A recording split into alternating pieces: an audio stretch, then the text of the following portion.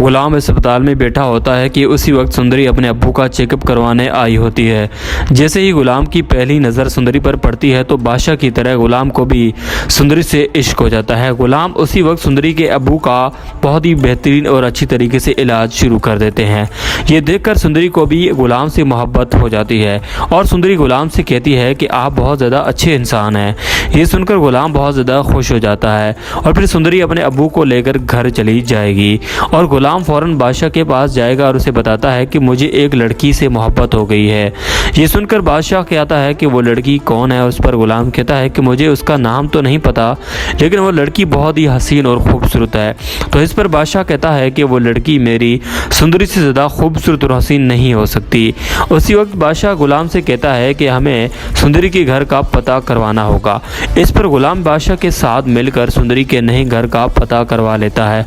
बादशाह गुलाम को कार में बैठकर फौरन सुंदरी के घर पहुंच जाएंगे। वहां पर दरवाज़ा खोलने के लिए सुंदरी आती है और सामने बादशाह को देखकर डर जाती है। बादशाह सुंदरी से प्यार से कहता है कि मुझे तुमसे मोहब्बत हो गई है और मैं कल तुम्हारे घर अपने अम्मी और अबू को लेकर तुम्हारा रिश्ता लेने आऊँगा। ये बात सुनकर सुंदरी बहुत ही ज़्यादा परेशान हो जाती है।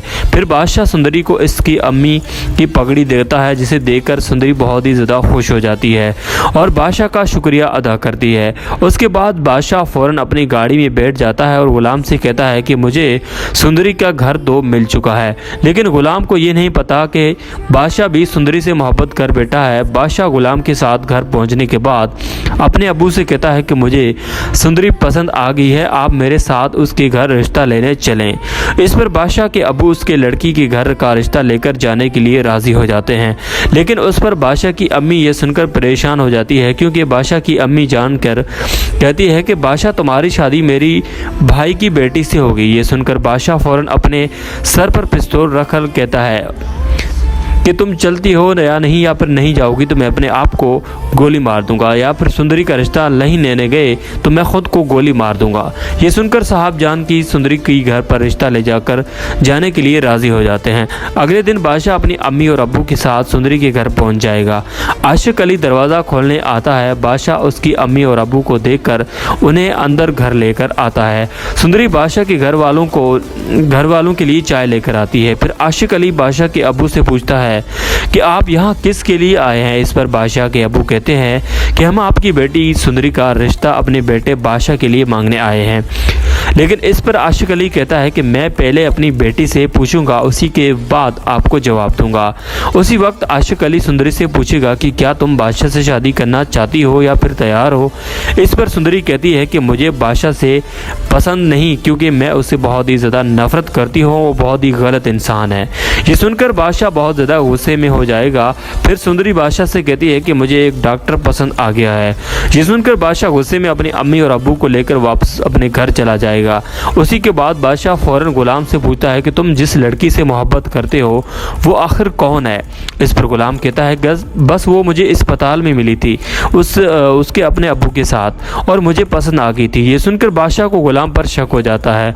बादशाह गुलाम को सुंदरी के घर बाहर के लेकर पहुंच जाएगा।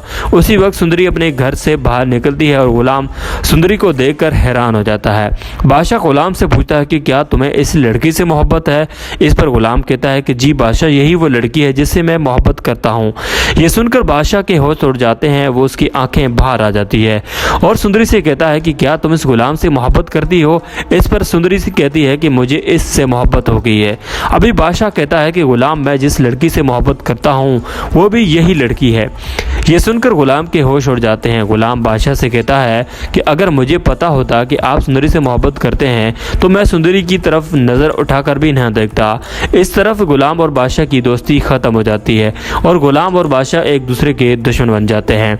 इसके बाद आगे की कहानी अगर आप जानना चाहते हैं तो मुझे कमेंट में नेक्स्ट स्टोरी लिखकर ज़रूर भेज दीजिएगा और इसी के साथ ही साथ इस चैनल को बेल आइकन के साथ सब्सक्राइब ज़रूर कर दीजिएगा, ताकि आप जान सकें कि आगे की कहानी में क्या कुछ नया होने जा रहा है।